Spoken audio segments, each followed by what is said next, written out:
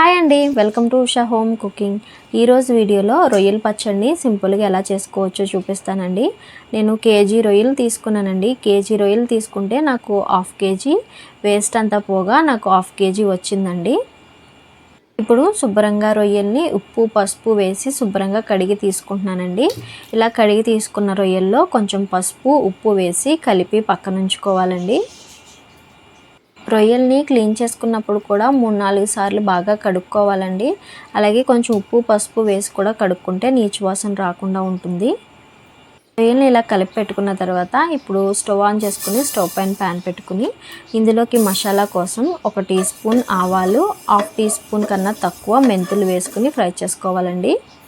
Fry చేసుకున్న ఆవాలు మెంతుల్ని తీసి పక్కన ఉంచుకుని అదే ప్యాన్లో 2.5 టీ స్పూన్ల ధనియాలు, 5 లేదా 6 లవంగాలు, 4 యాలకుల వరకు వేసుకుని కొంచెం దాల్చిన చెక్క, హాఫ్ టీ స్పూన్ జీలకర్ర కూడా వేసుకుని ఫ్రై చేసుకోవాలండి. మంటను లో ఫ్లేమ్లో పెట్టుకుని నిదానంగా ఫ్రై చేసుకుంటే టేస్ట్ బాగుంటుందండి పచ్చడి. ఇలా ఫ్రై చేసుకున్న మసాలాని ఒక గిన్నెలోకి తీసుకుని చల్లారిన తర్వాత మెత్తగా మిక్సీ పట్టుకోవాలండి. ఇప్పుడు రొయ్యల్ని ఫ్రై చేసుకోవడం కోసం అదే ప్యాన్లోకి 150 ml వరకు ఆయిల్ వేసానండి. హాఫ్ కేజీ రొయ్యలకి ఈ ఆయిల్ అనేది కరెక్ట్గా సరిపోతుందండి. ఇప్పుడు ఆయిల్ కొంచెం గోరువెచ్చగా కాగిన తర్వాత రొయ్యలు వేసుకోవాలి. రొయ్యలను వేసుకుని కలుపుకుంటూ ఫ్రై చేసుకోవాలండి. ఆయిల్ మరీ హీట్ అయిన తర్వాత రొయ్యలు వేసేస్తే ఆయిల్ అనేది బయటికి చిమ్మేసి మీద పడిపోతుందండి. అందుకే ఆయిల్ కొంచెం గోరువెచ్చగా ఉన్నప్పుడు రొయ్యలను వేసుకుని రొయ్యల్లో ఉండే వాటర్ అంతా ఎగిరిపోయేంత వరకు ఫ్రై చేసుకోవాలండి. రొయ్యల్లో వాటర్ అంతా ఎగిరిపోయిన తర్వాత కలుపుకుంటూ ఫ్రై చేసుకోవాలి. రొయ్యల్ని మరీ కలర్ మారిపోయేంత వరకు ఫ్రై చేసుకోకూడదండి.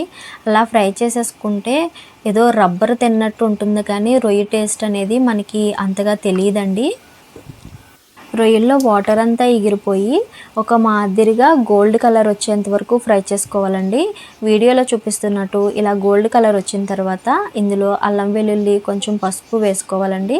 2 టేబుల్ స్పూన్ల వరకు అల్లం వెల్లుల్లి పేస్ట్ వేసుకున్నానండి. అలాగే కొంచెం పసుపు వేసుకుని అల్లం వెల్లుల్లి వేసుకున్న తర్వాత మంటను పూర్తిగా లో ఫ్లేమ్లో పెట్టేసుకునే ఫ్రై చేసుకోవాలండి.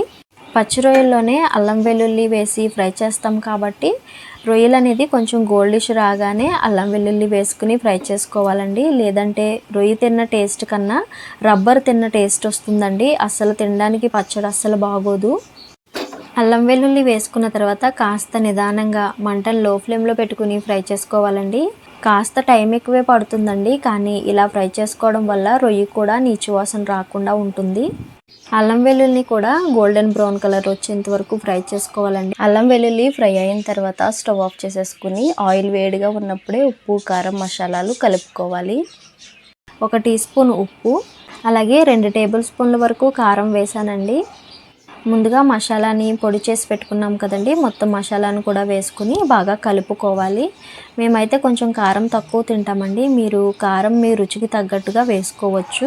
తర్వాత అయినా వేసుకోవచ్చు అండి, లేదంటే ఇప్పుడైనా ఒకసారి రుచి చూసి వేసుకోవచ్చు. కారమైనా ఉప్పైనా కొంచెం చల్లారిన తర్వాత రుచి చూసి వేసుకోవచ్చు. పచ్చడి పూర్తిగా చల్లారిన తర్వాత 2 నిమ్మకాయల రసం వేసుకోవాలి. 1 గంట సేపు పక్కన ఉంచేసానండి. 1 గంట సేపటికే చూడండి ఎంత బాగా పచ్చడి ఊరిందో. ఇలా ఆయిల్ పైకి తేలాలండి. పచ్చడిలో కొంచెం ఆయిల్ ఉంటేనే టేస్ట్ బాగుంటుంది, అలాగే ఎక్కువ రోజులు నిల్వ కూడా ఉంటుందండి. 2 నిమ్మకాయల రసాన్ని వేసుకోవాలండి. పచ్చడి ఒక 6 నెలలు సంవత్సరం పాటు నిల్వ ఉండాలంటే నిమ్మకాయ రసాన్ని కూడా 1 గంట లేదంటే ఒక అరగంట పాటు ఎండలో పెట్టి వేసుకోవాలండి. అప్పుడు పచ్చడి నిల్వ ఉంటుంది. ఇలా నిమ్మకాయ రసాన్ని వేసుకున్న తర్వాత బాగా కలుపుకోవాలండి. పులుపు అనేది ముక్కలకి పట్టేంతగా కలుపుకోవాలి. నేను వేసినవన్నీ కరెక్ట్గా సరిపోయినాయండి. గ్రేవ్ అనేది ఇలా ఉండాలండి. ఈ మాత్రం గ్రేవ్ ఉంటేనే రైస్లోకి కలుపుకోవడానికి బాగుంటుంది. అలాగే రొయ్యలు కూడా ఇలా ఉంటే ముద్ద ముద్దకి ఒక్కొక్క రొయ్య తగులుతూ తినడానికి చాలా బాగుంటుందండి.